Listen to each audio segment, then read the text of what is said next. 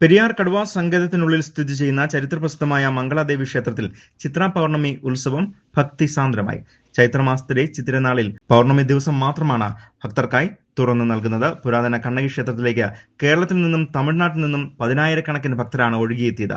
ഇരു സംസ്ഥാനങ്ങളുടെയും സംയുക്ത ആഭിമുഖ്യത്തിലാണ് ഇത്തവണയും ഉത്സവം വിജയകരമായി സംഘടിപ്പിച്ചത്. റെയിൻബോ ന്യൂസ് വാർത്തകൾ നിങ്ങൾക്കായി അവതരിപ്പിക്കുന്നത്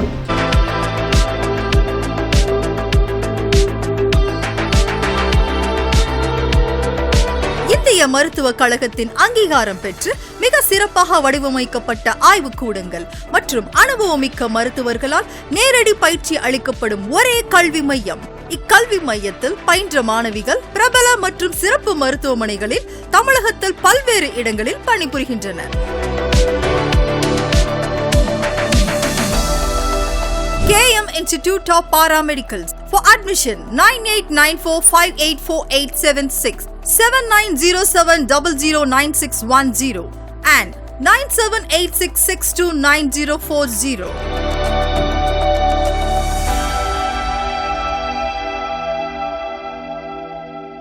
ആയിരത്തിലധികം വർഷം പഴക്കമുള്ള ക്ഷേത്രത്തിൽ ഒരേ സമയം കേരള തമിഴ്നാട് രീതികളിലുള്ള പൂജകൾ നടന്നു. പുലർച്ചെ 5:30 ക്ഷേത്രനട തുറന്ന ആചാരപ്രകാരം ചടങ്ങുകൾ ആരംഭിച്ചു. മംഗളാദേവി പ്രതിഷ്ഠയുള്ള ആദ്യ ശ്രീകോവിലിലും ഗണപതി ശ്രീപാർവതി സങ്കല്പത്തിലുള്ള പെരുമാൾ കോവിലിലും കേരള രീതിയിലുള്ള പൂജകൾ നടന്നു. തന്ത്രി സൂര്യകാലടി മന ജയസൂര്യൻ ഭട്ടതിരിപ്പാടും മേൽശാന്തി മൂലത്തടം MN നാരായണൻ നമ്പൂതിരിയും പൂജകൾക്ക് നേതൃത്വം നൽകി.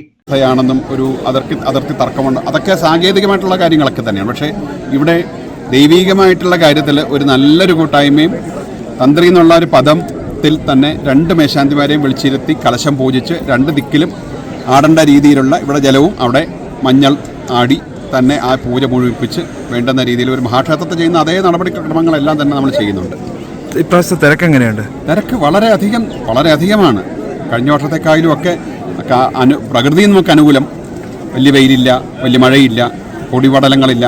എല്ലാവർക്കും നല്ല ഭംഗിയായിട്ടുള്ള ഒരു അമ്മയെ ആശ്രയിച്ച് പോകാനായിട്ടുള്ളൊരു സന്ദർഭം ഉണ്ടാക്കി പ്രകൃതിക്ക് തന്നെ അനുകൂലമായിട്ട് തന്നെ നിൽക്കുന്നു. തൊട്ടടുത്തുള്ള 2ാമത്തെ ശ്രീകോവിലിൽ തമിഴ്നാട് രീതിയിലുള്ള പൂജാതിവിധികളാണ് നടന്നത്. രാജരാജ സോഴൻ നിർമ്മിച്ചതെന്ന് കരുതപ്പെടുന്ന ഗുഹ കവാടവും ക്ഷേത്രത്തിൽ സമുച്ചയത്തിന്റെ പ്രത്യേകത തന്നെയാണ്. ഇടുക്കി, തേനി ജില്ലാ ഭരണകൂടങ്ങളുടെ മേൽനോട്ടത്തിൽ പോലീസ്, റവന്യൂ, വനം, എക്സൈസ്, മോട്ടോർ വാഹനം വകുപ്പ്, ആരോഗ്യം, അഗ്നിരക്ഷാ സേന എന്നീ വകുപ്പുകൾ സംയുക്തമായാണ് പ്രവർത്തനങ്ങൾ നടത്തിയത്. ഭക്തർക്കായി കുടിവെള്ളം, ഭക്ഷണം, ശൗചാലയ സംവിധാനം, മലയാളത്തിലും തമിഴിലുമുള്ള ദിശാസൂചന ബോർഡുകൾ എന്നിവ സജ്ജമാക്കിയിരുന്നു. സുരക്ഷാ ക്രമീകരണങ്ങളുടെ ഭാഗമായി ദുരന്ത നിവാരണ യൂണിറ്റും ആംബുലൻസ് സൗകര്യത്തോടു കൂടിയുള്ള മെഡിക്കൽ സംഘത്തെയും വിവിധ പോയിന്റുകളിൽ വിന്യസിക്കുകയും ചെയ്തിരുന്നു. നിരവധിയായ ഭക്തജനങ്ങളാണ് ക്ഷേത്രത്തിലേക്ക് ഇത്തവണയും ഒഴുകിയെത്തിയത്. News bureau, Kumily.